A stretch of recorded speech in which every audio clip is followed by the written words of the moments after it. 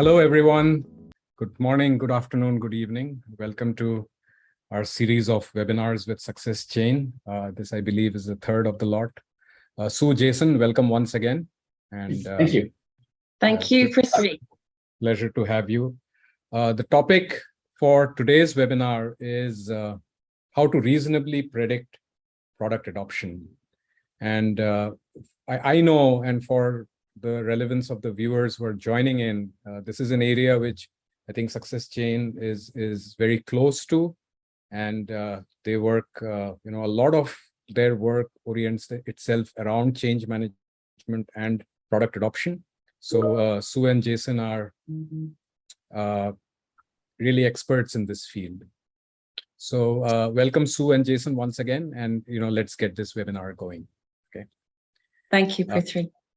A lot of stuff to discuss, but first of all, let's start off very simply with defining and getting on the same page on what is adoption and why is it important to predict adoption. Maybe we could start with you, Sue. Yeah. Oh, thank you. Pressure's on. Okay. Thank you.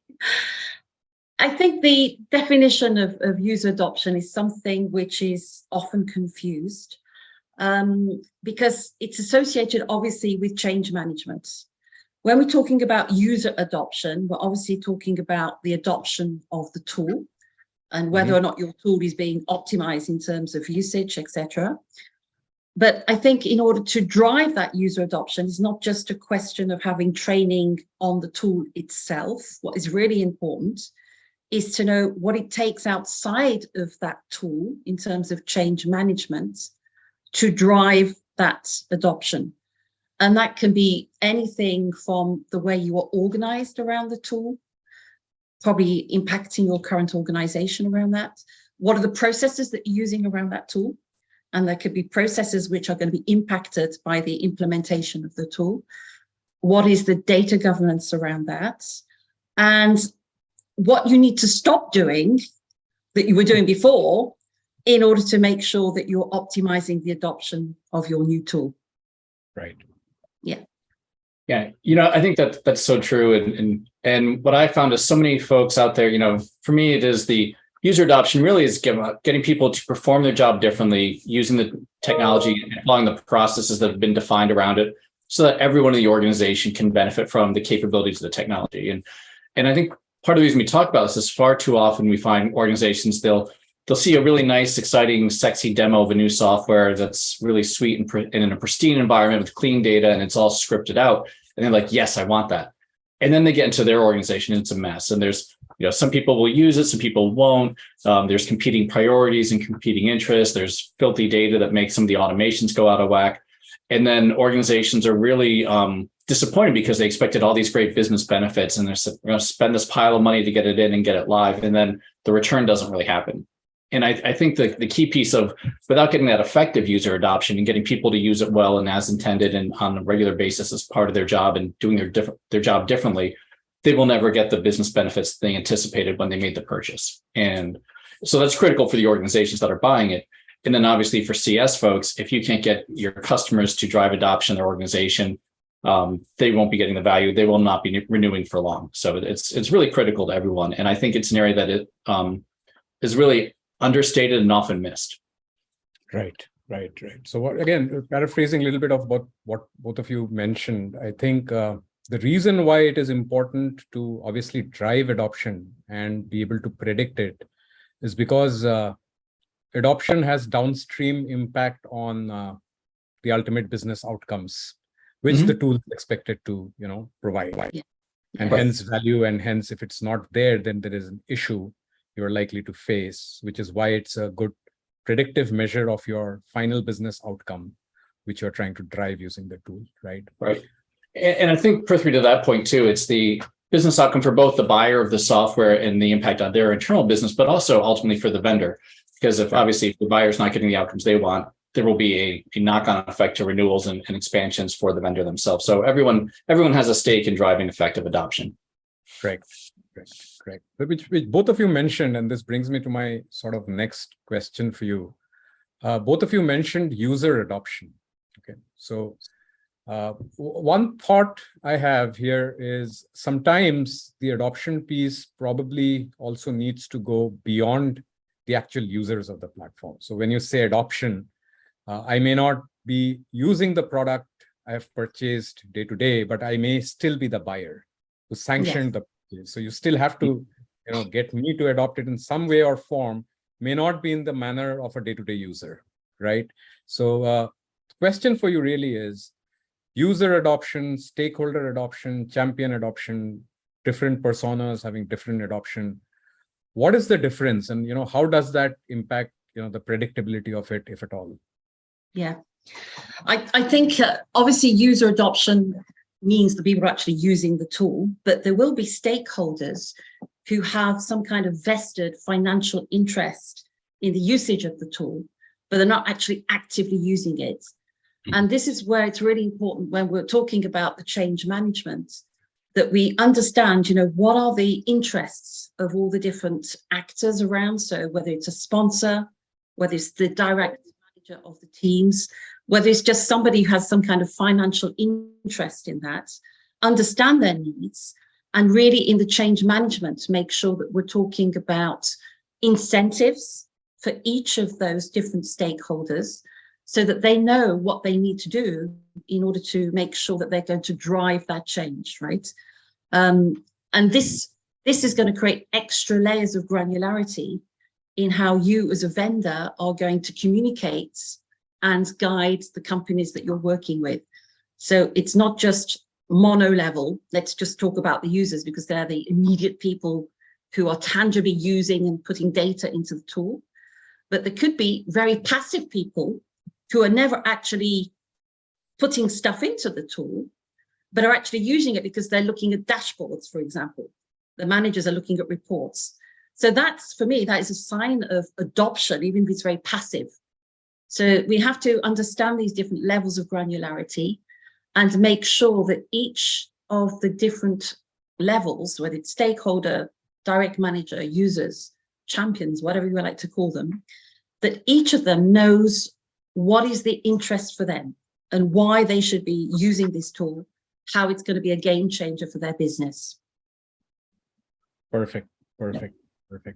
And as you, predict, at times it may also be necessary to, sort of look at these different personas or different stakeholders appropriately.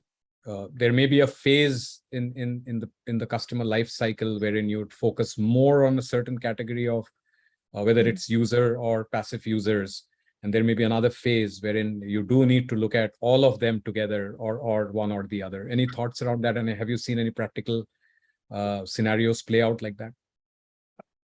Yeah, I think that's very, very true. I mean, as you mentioned and Sue's discussed too, I think initially at some level, you've got to really focus on the front end users who are going to be the primary transaction holders of the application to get the data, get the things moving. But there is that other piece on the back end of who's going to be making better informed decisions or driving more automations with that to change how you do things. So I think, I often take a maturity model approach to this as well too and say, all right, where do we need to be in the first stage to get that basic user transaction detail? And then where do we optimize it down the road, either in the forms of increased automation using the tools and stuff, once we've proven that we can use this and get our business model down, or the improved decision-making through the analytics and other data pieces. But Sue, do you have other examples around that too? Yeah, I think the other great example is what you were mentioning, Prithvi. It's about the persona approach, because I think what's really important today, especially now that we have more intelligence and more technology to help us serve our customers, is to have this persona approach, which you can actually build into your tools. So, we've seen more and more where software companies are building into their tool, like funneling around personas. So instead of saying, right, go in, this is our wonderful tool, these are all the different features and bells and whistles that you can use, try and use 100% of them, and that's a really good indication that there's full adoption. No, we say, right, you're probably a certain kind of user persona with specific needs. These are the 20% of the functionality of this tool that you need to use. And if you're only using 20% of the functionality of all the tool, then that could be a great thing for this particular persona because they don't need all the other bells and whistles. So that's up to vendors to really try and slice and dice their in-app experience for these different personas by keeping them focused on what is really essential for their specific needs. Yeah. Right. Perfect. A little bit on that maturity model, which you mentioned. Is there, a better way to actually structure, let's say, a phase one? Or better question is, how do you structure phase one? So, for example, let's say a scenario, you have 100 sort of day-to-day users, you have 3-4 passive sort of contributors, and then you have, let's say, 2 executive buyers of a particular tool, right?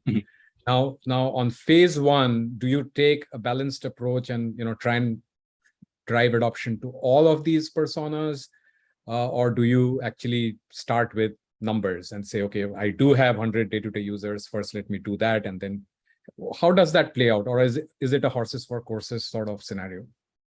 Yeah, I've seen a variety of ways to do it, and it really depends on the context of the organization. In some situations, it's been, all right, we're doing a really hard transfer from the old system to the new system. We don't have the luxury of doing a phased approach, so we have to get everyone on board.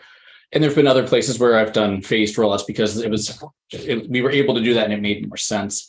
My preference is usually for how do we start small and get quick wins and learn some basics with people who are motivated and supportive and willing to invest the time to learn and adjust. And then once you get some stability in there, moving it forward very quickly. One example, when I was working with a large organization, we rolled out a CRM to about 5 different business units across the globe. And we started with the first one, and it was very hands-on, very difficult for a variety of reasons. And it took us a good 4 to 6 months to really get it moving and to get people through the learning curve and through the hurdles to do that. And to get through, there's always a bit of bitching that goes on for a little bit when you first make the transition. And then with enough support and the right actions afterwards to drive adoption, that goes away. And when we started to roll it out to subsequent business units, we were able to go much faster because we had proven results, we had proven model of what worked and what didn't. We had stabilized things a bit more. And for those folks, the uptake and the adoption was much faster. And we learned a lot through that. So when you have the opportunity for that, I think it's a great approach. When you don't, I think you need to be very intensive and intentional about how you're going to drive that initial adoption and quickly get people moving up and circulate the value and the wins that you're having along the way so that everyone sees the piece. Stu, do you have thoughts? Yeah, absolutely. I think this is where, especially if you've got a very complicated project with a product which is rather complex, rather than do a big bang operation, I think it's very useful if you've got some kind of project management skills, which you are probably teaching and coaching your stakeholders and the managers of the teams who will be using the tool, so that they know how to do this in a very, even if it's a lengthy rollout, so that you're getting staggered quick wins along the rollout program, and never try a big bang operation, especially if you've got something which is quite complex, because that's just going to overwhelm everybody. Yes. Yeah, I agree with that. Every implementation I've seen that really struggles, they've tried to do too much too fast, where a phased approach and starting simple and getting people comfortable, that's always been much more effective in my experience. Yes. Perfect. There's some thunderstorms where I am. I don't know whether you can hear it, but yes, you did.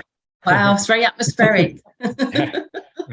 Yeah, can't control nature, but we'll keep going and hopefully it doesn't disrupt us too much. Changing tracks a little bit, I think very valuable what you both mentioned on the process side and on the phase-wise approach side. What about structures and roles? And I know, Sue, you mentioned a little bit incentivizing, and we'll talk about that in more detail. What about structures and roles on both sides, the vendor side as well as on the customer side? And how do you look at that? One, obviously to drive adoption, and two, also to have the ability to predict it well. Yeah, I think roles on the customer side are really important. I think in the world of customer success, when we're talking about adoption, we're often talking about it from the point of view of the vendor. And I think adoption is not a challenge for the vendor. Of course, if you see that you have low adoption, that's a concern. But what we should be doing is educating our customers to understand that adoption is a challenge which they should be looking at and taking ownership for, because it is a prediction of outcomes, performance for them. So we should be educating and giving them the tools by which to measure their adoption. I've seen so many vendors where the customer is probably adopting the tool fully, but they don't know that.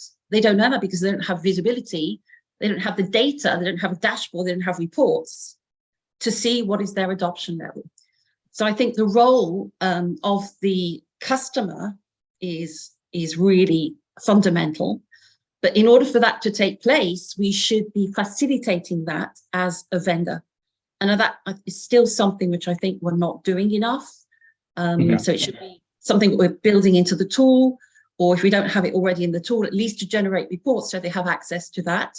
So they take ownership for their own adoption, which then becomes a prediction for their own outcomes. Yeah, right. I agree with that completely. And, half of our business is working with buyers of software to drive change and adoption in their organizations. And one of the first questions I always ask is, who is the senior executive that's accountable for making sure the system is used and that it's generating ROI 1, 3, and 5 years down the road? And most times the buyer, the company has not assigned anyone. Like, oh, we don't do that. We probably should. They're always focused on who's going to get the system live on time and on budget. But then they just assume that all the value is going to happen. And if you don't have someone who's going to be accountable, whose job it is to make that happen, who has the authority to allocate resources, and frankly, who's going to keep through and resolve all those difficult cross-department user issues that always come up to make sure that everyone's working collaboratively in the tool, you're going to have problems. And that's always a big, warning sign for me that we're on the road to having some trouble with this client, because they're just going to fall apart and there's going to be no one there who's going to be keeping an eye on it. Correct. So that itself is a predictive metric, whether you have a stakeholder at the customer's end who's responsible for driving. If not, right from the go that this is likely to face more challenges and adoption is likely to be difficult. Yeah, absolutely. Yeah. Absolutely. Do you feel it always needs to be executive management, or is it also fine if you have, a mid-manage, as long as there is very clear-cut, demarcated responsibility allocated, and obviously some empowerment provided for that, we should be fine, right? I think it depends on how important the tool is and how ubiquitous it is across the enterprise. So if you're doing a major enterprise-wide application, CRM and ERP, something like that really is, big money and a lot of users from different departments, you want to have a very senior executive. And, I've been on projects where people are investing $40 million, $100 million in applications. You should even be reporting adoption out to the board level at that point and being held accountable at that point to say, this is a good investment for us. If you're buying a small tool, like a Canva or something like that, just for use within your department, that's probably overkill. So I think it really depends on where it needs to be. But I also do think that a lot of the adoption issues, people often get confused and think, oh, it's about the technology. Well, a well-designed technology can help, but this is an organizational and behavioral issue and a performance issue. Those often, get messed up and get into trouble when you're going cross-department. And you need someone who has that executive clout to work across departments, that has the influence and the ability to work in other, to sort of bridge some gaps and bring down some silos. And many times the middle folks, they may be able to help do the legwork and they've got a day-to-day level operation around that, but they can't resolve the bigger issues. So I think it does need, the higher up, the better, given the size of the application. Right. Yeah, I think the input should come top down, with a chief or executive sponsor. But I think, from an operational point of view, what is really impactful is the middle management. So the teams who are actually using the tool, they're direct managers. So if you can really guide the direct managers, they're probably not execs, probably operational managers. But if you can guide them on what it takes in order to incentivize their teams, for them to know what it takes to understand if within their team of, let's say they have a team of 10 people, out of the 10 people, there are probably 7 people who are fully on board, 2 people are completely resistant to adopting this new tool, and then probably 1 person who's kind of sitting on the bench. So you have to educate that team manager to understand what to do if you have that kind of configuration of, team members. And a lot of team managers don't know how to do that. They think it's, it's just a question of, okay, training, you click this button here, you click this button there. And even if it's a very simple tool, if it's a very simple tool like Canva, in some situations, making that step to leave behind whatever they were using before or not, and going on board with the new tool, it could be something which in certain people's minds is a huge step, Mm-hmm. Yeah, no, absolutely. Mhm. We are getting some questions, some good ones at that, and I'm guessing some of it may be covered during the course of a conversation, but we will try and address as many of these latter half of this conversation. Now, one element of this also is, setting up benchmarks. When you're saying I need to drive adoption and predict adoption so that I can get ahead of it, that's the ultimate goal. But how do you set the benchmark? So one thing, Sue, you mentioned is what I was doing before, and now am I doing it differently in the new tool is, really two ends of the spectrum. But as you go into people already using it, how do you create a benchmark for your own organization, for your own product? And is that necessary? And because I'm guessing you need to look at the adoption in the context of that benchmark and then use that to predict whether it's below average or above average at a bare minimum, Yeah, absolutely. And it's difficult sometimes as a starting point because you as a benchmark, you need to have something to begin with, and it's not always the case, right? Because they've probably never done that before. So you have to start somewhere. So it's always good to say, right, so we have a hypothesis that we would like to, if you've invested in a customer success platform, for example, you might say we have a hypothesis that we'd like to see so many playbooks used per month. Yeah. Right. Of course, when you invest in your customer success platform, you don't have that benchmark, but you have to start somewhere and saying reasonably, what would I think would be a good benchmark to start with? You then launch the tool and you start measuring, and then you can adjust that hypothesis as you go along, right? I think what is really interesting to do from a vendor point of view is to also create benchmarks based on your customer base. So if you can say, right, I have my customers in this vertical or in this geographical region or in this segment, whatever, and you can create benchmark stats around the usage and the adoption for those different verticals, personas, regions, whatever it is that you're using to segment, and then actually make that data available to your customers, then that is a great way for your customers to think, oh, we have a similar customer to us who is in the same vertical, and this is what they're doing in terms of adoption. Maybe we're missing out, Right. Yeah.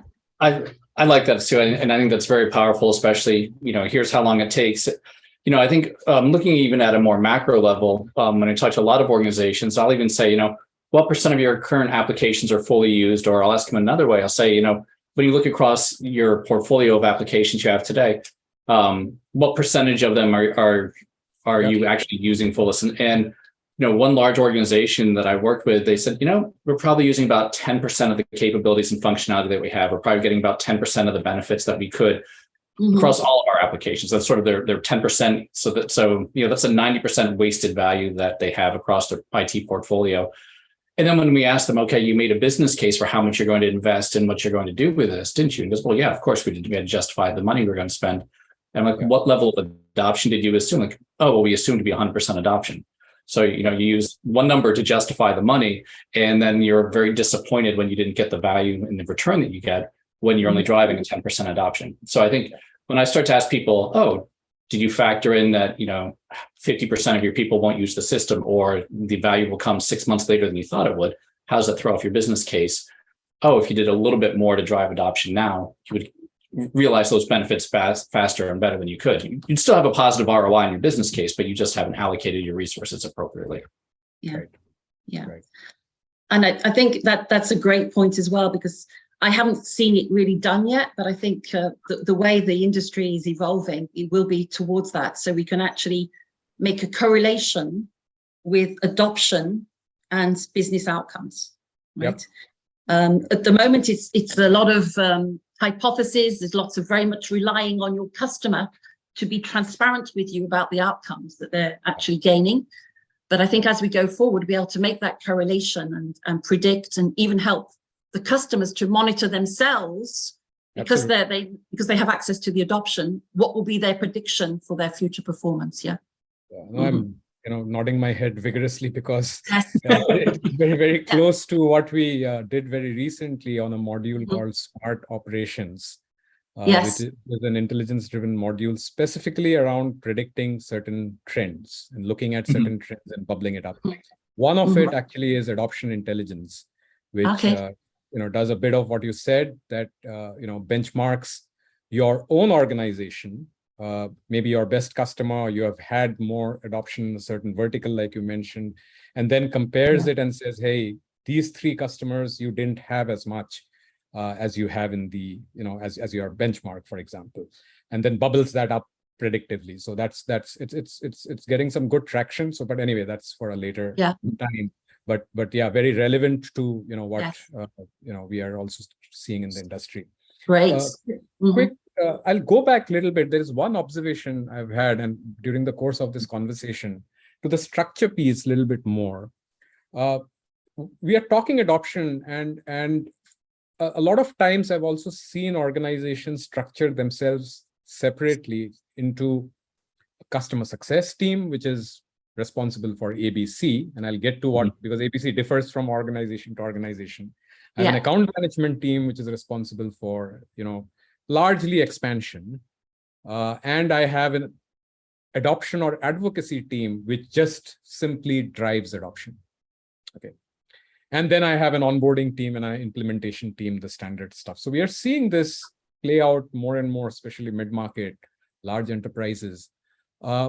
Obviously, everyone has a role to play in driving the ultimate goal and the ultimate outcome. But if not done well, a lot gets lost in this handover of sorts between these different siloed functions. Any thoughts around this? Have you seen that also happening? And what's a good way to, bring it all together? Yes, I mean, I think we are seeing often that companies, unfortunately, are still working in silos. I think that's the norm rather than the exception. Unfortunately, I think with the rapid emergence now of what we're seeing in customer success, I think that customer success has jumped onto an opportunity to try to start to break down that siloed way of working. Because I think customer success, because we're the front runners in front of the customers, so we had a lot of knowledge, a lot of data, which we didn't have before. So I think one of the best practices is, the voice of the customer, the feedback loop. So the customer success managers are actually helping all the other teams, which historically have been siloed up until now. And because they're feeding them with wonderful information, it's actually meaning that they're actually serving their internal customers with data, which until now they've been deprived of. So I think that's helping to close the gap between the silos, because, if you're in sales, customer success is feeding you with data around upsells and cross sales. They're probably feeding you with data around, okay, this customer, it's a candidate for upsell because they have 100% adoption, for example. They're feeding into the marketing team with success stories, feeding into the product team with roadmap priorities, etc. Correct. So I think customer success is becoming a catalyst to break down those silos. Absolutely. So let's, it's very interesting conversation. I'm sure we can't cover, and we're getting a fair bit of very good questions as well, which we do need to spend some time on. Obviously, you cannot predict what you do not measure. You cannot improve what you do not measure. So we have to take this question on what are the, simplest of matrices to be able to gauge and drive and predict adoption. And what variances have you seen? But let's address the first things first. What are the most common ways to measure adoption? So I think there's a few. different Yes, things go that on, Jason. Mhm. and Sue has done a lot of work on this with her AMPM methodology. But I think first is starting with defining what are those business outcomes that you want to achieve, what are your business goals, and cascade those down throughout the organization. And first you cascade them down to, like if we want to save, $50 million on travel expenses or something else by using virtual technology, let's cascade that down to a department by department goal or team by team business goal, and then break that down at the frontline levels and say, okay, what does this actually translate into in terms of different behavior or transactions used in the application? So instead of booking a flight, maybe we'll do a Zoom call. How many Zoom calls by how many people to get to this number? So you can translate this down in some ways to what are the business goals you want to get to. But the other ways that I've seen people do it that can be also effective is to say, hey, we want to start with simple transactions. We're going to start with this module. And in the first week, I want to see people create 5 records in here. In the second weekend, I want to see people create 10 records and by so on. And then 20 records. And then I want to use it full time within 3 weeks. And then we're going to start working on adopting the next module. So I think you can come up with a couple of different ways that you want to break down those and structure it. But I think the important thing is having really clear goals, having a way to measure and track the progress against those. But then the other thing, as Sue mentioned earlier, the single biggest driver of user adoption is that immediate supervisor. Many times they don't even know it's their job to do this, and they're not focused on what that looks like or how to know if they're doing a good job or a bad job or if they have a problem or not. And unless you give them that structure and the guidance around that, they're really going to struggle. So you can't really blame them for not doing it when they've never been asked and they don't know how and they don't have what they need to do it. So when you put that in place and you walk through how to do this, then it's very easy to move it forward. Yeah. Why I asked this is, sorry, Sue, go ahead. Yeah, no, I'm just going to add to that because Jason mentioned it's our methodology which we use for that, which we call AMPM. So it's activity measurements and performance measurement. And so it's very good to start with adoption from the end, from the final result, which is performance, and then work backwards. And the activity measurements, you can actually fine tune that so that you have something very specific based on the different types of persona users and stakeholders. So you have AMPM, which is really tailored according to each need, Yeah. No, absolutely. And the question I was about to ask is related to that. So see, everyone and every tool provides the basics of, either a monthly active user or a weekly active user and, variations of that, who's logging in and stuff like that. But that doesn't really solve for the problem. So it really is, one tick mark in a weekly report, which goes out. So I think my learning has been that there are certain softer aspects to who you have sold to. It is contextual. And obviously our learning is dependent on the type of business you are in. A simpler tool may have, a fairly, and this may suffice, but for most part, I think it's important to also see what is it that you are actually wanting to achieve to your performance point soon. And then tweak that metric, and it can be one metric or two metrics, that's fine, data points, which you then start tracking as a predictive indicator of your success. You need not track every persona and every data point and every event in your product, but what are those 2-3 things you need to track? So, and I think we discussed this offline sometime that, for example, things like, is your tool being used for a weekly meeting? I mean, there is no way to actually capture that automatically, but I think it's an important enough metric to track whether you are actually driving adoption or not, right? So it need not always be data which is there on the platform. It can also be, sort of softer data points which you need to start capturing. Otherwise, the value is missing. Yeah, absolutely. Because I mean, as we said at the beginning, user adoption is always immersed in a bigger context. So the bigger context, there's lots of data points outside of the tool, which we need to capture. So it could be, depending on the persona, depending on the business context and the routine, it could be anything around processes. It could be, for example, before we were using a customer success platform, we were using Excel. Yeah. So one of the data points could be measure that you're no longer using Excel. That's just a behavioral change, right? That you can measure, right? You can put something online and measure that. It could be, something around we've introduced a new process around the adoption. And this process is something you cannot measure within the tool, but you can measure it outside of the tool, because part of this process could be, for example, a handover meeting between the customer success and the salesperson, and which data of which is then going to be put into the customer success platform. Okay.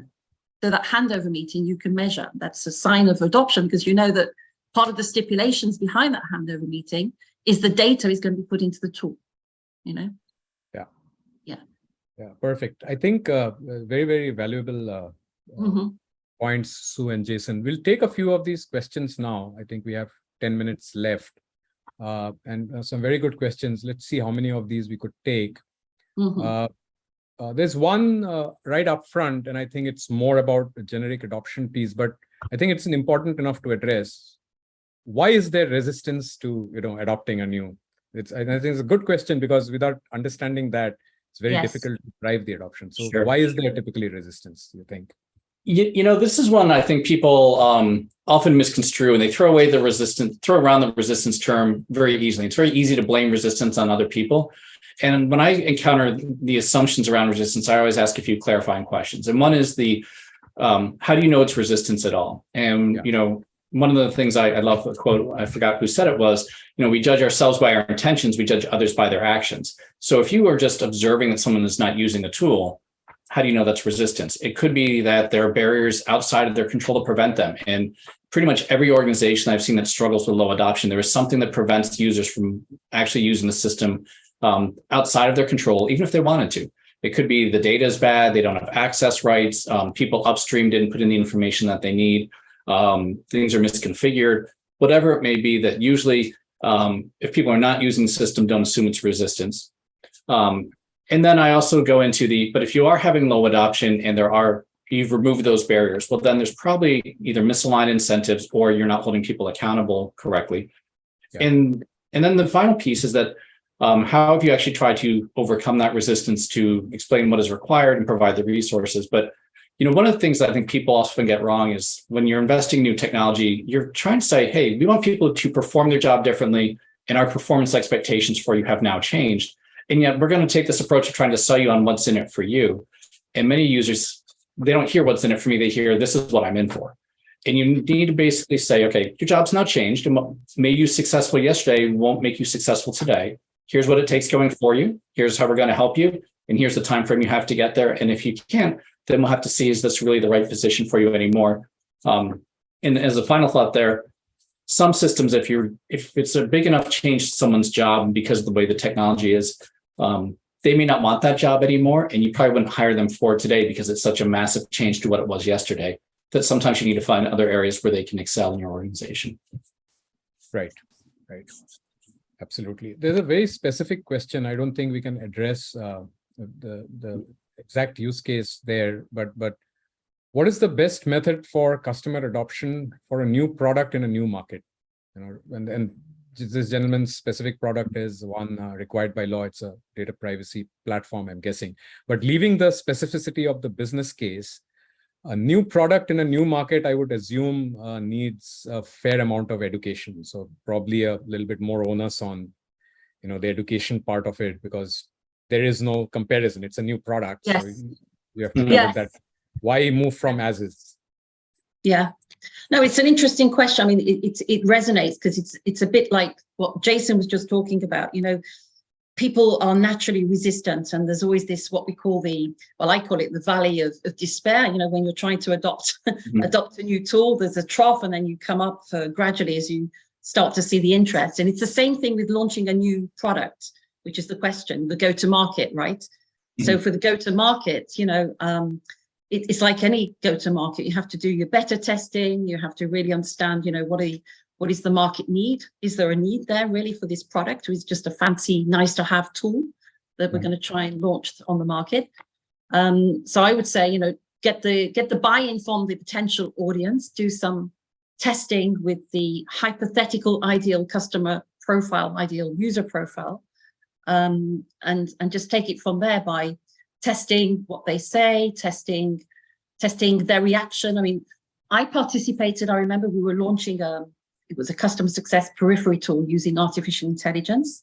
And I was one of the testers.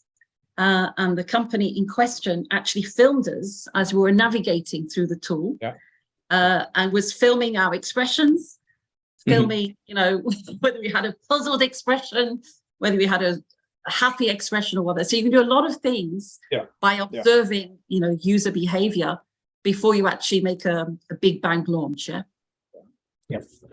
And I agree. I think also in the cases of a new product, a new area, making sure you have the right adoption methodology and structure is pretty key too. So first off, do you have someone who's going to own adoption? Do you have clear goals and milestones along the way? And I think this comes back to we don't know exactly what it needs to be yet. How do we start small and iterate very quickly? And with organizations that I've seen do adoption well, putting in a lot of review and learning, lessons learned, checkpoints along the way to say, where do we need to pivot in our approach? Where are we struggling? What's coming in? And even if you're doing a pilot, remember, a pilot's supposed to be a pilot test. You can test your adoption methodology. You can test your change management methodology before you roll it out to the full group. And I think in a case where things are required by law, then you both have a compliance issue and an adoption issue, and making sure you're very clear with your customer. Okay, here's where you are, and here's how you can really use the compliance piece as a driver. So becomes easier, actually. It becomes easier because there's no option. You have to do it. It's easier. Right, exactly. One question is around, and this is a relevant one too, that user adoption, product adoption, feature adoption, time to first action, value, etc. Based on persona. There's too much stuff. There's too much slicing, dicing, so it becomes very difficult. But how do you overcome that? Because those are still very relevant, right?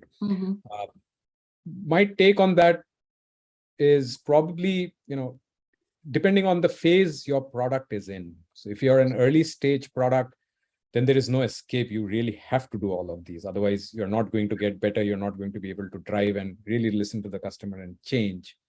But if it's a late stage product wherein you already know this is, the ideal states are well known, then you can probably skittle it down into, lesser personas and very specific, use cases and stuff like that. So any thoughts around that? Is it too much, or is it still mandatory? We still need to do it. Go ahead, Sue. Yeah, I would say that it's, in an ideal world, it's never too much, because I think if we can do that, and the way that technology is developing and advancing, I think that we should be building that into the tool itself, because if we can do that, that means that even the role of customer success is going to be facilitated in the long run. Because I think today, a lot of time, the customer success is really like a band-aid for what's not going on right in the product. So if we can get the product right from the start and put customer success inside, if you like, inside the product, it's not intent inside, but it's customer success inside.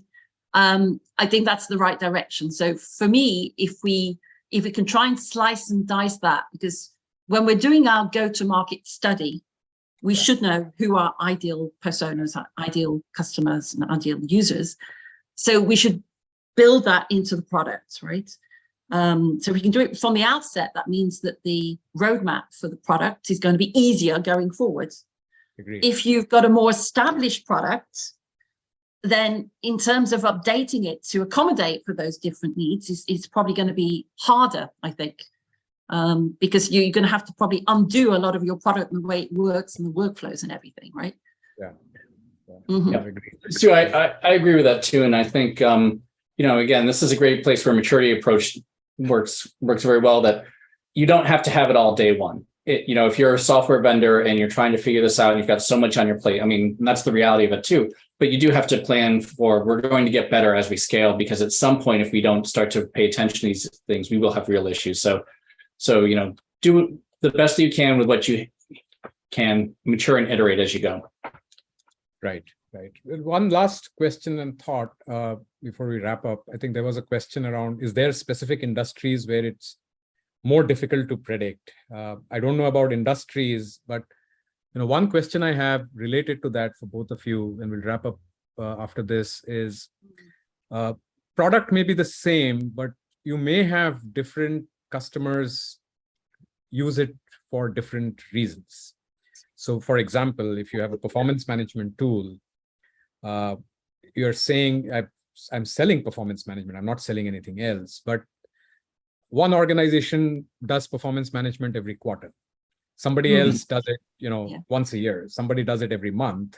So there is variance there, and your adoption of the tool will be very different in all these three scenarios, right? So is that relevant enough? How do you factor those sort of things in? Yeah, I think that's an interesting question. I think that's all part of the onboarding process. If you do have a performance management tool, then you can probably segment your customers based on what are their needs around usage and frequency of usage. So that's something where you cannot just say, right, I consider that 50% adoption is a great measurement for everybody. It's something you have to personalize. Yeah. Right. Absolutely.